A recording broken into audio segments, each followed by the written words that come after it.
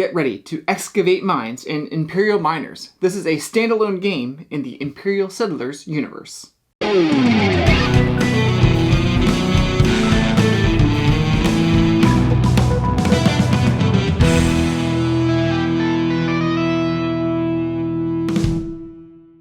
Thank you for joining me here at Tantrum Mouse Studio D. I'm Kevin Delp. Imperial Miners is an engine building card game for 1 to 5 players. It takes about 30 to 45 minutes to play. It's designed by Tim Armstrong and published by Portal Games. They sent us this copy to review. And on another note, this game will be released at Essen Spiel in October. The game comes with boards, cards, tokens, carts, and gems. Here's a super quick overview of the game. The game is played over 10 rounds. In a given round, there's an event phase, and then the mine phase, where players simultaneously play a mine card from their hand, pay the cost, place it in their mine, and then activate that card, and then the cards above it. And then you'll start the next round. At the end of the game, you'll count up points from your gems and completed mine cards to see who has the most points. Let me show you this a little bit more in depth. The mine cards are divided into 4 levels. So level 1 mine cards have to be placed in level 1, level 2, and level 2, and so on. All the mine cards also have special abilities and corresponding factions. If you played Imperial Settlers, you'll notice the similarities. Egyptians, Atlanteans, Barbarians, Romans, Japanese, and Scots.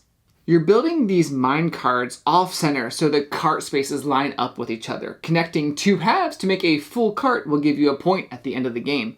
When you place the mine card down, you'll activate its power, like gaining money, gems, or a host of other things.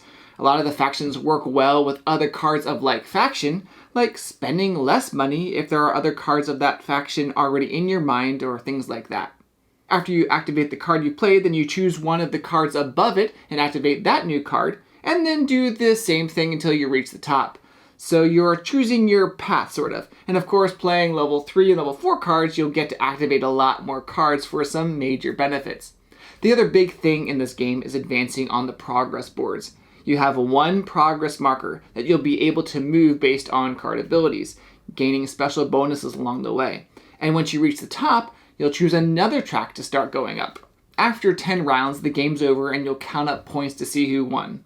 Points from gems that you've collected during the game, and 1 point for each completed mine cart. I really have enjoyed my plays of this game. Here are some highlights for me. The hand management aspect creates a good tension. What card do I want to play from my hand? Getting more cards, but also gaining money is key in order to play those new cards. One little critique is sometimes you're looking for a certain card that you really want, and you might not find it right away. Now, there's a good thing in the game that there are cards that let you call out a certain faction and then search a deck until you come across one of that kind of faction. There's a lot of replayability because of all the cards, and I really like the factions. They all have a certain direction or thing that they major in, like Atlanteans get stronger as you gain machine tokens on their cards. Japanese actually do better with having different faction cards in your mind. Egyptians really aid you in going up those progress tracks, so I really love these factions. Those tracks really are fun, choosing not only what track you're going to go up, but also how fast or slow you're going to go up the track. You only get the benefit based on what spot you finish your movement on.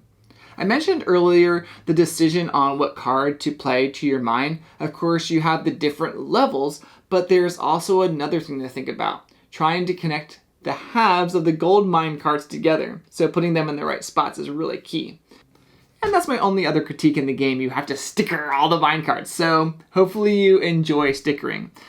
Some of the stickers I didn't get on straight enough. I do, though, appreciate all those wooden shapes. They really do look cool in your mind.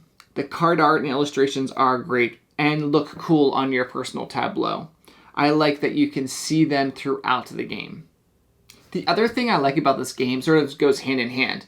The simultaneous play keeps the game moving so the game doesn't overstay its welcome, and you can get a game in about 30 to 45 minutes. Setup and teardown go pretty fast.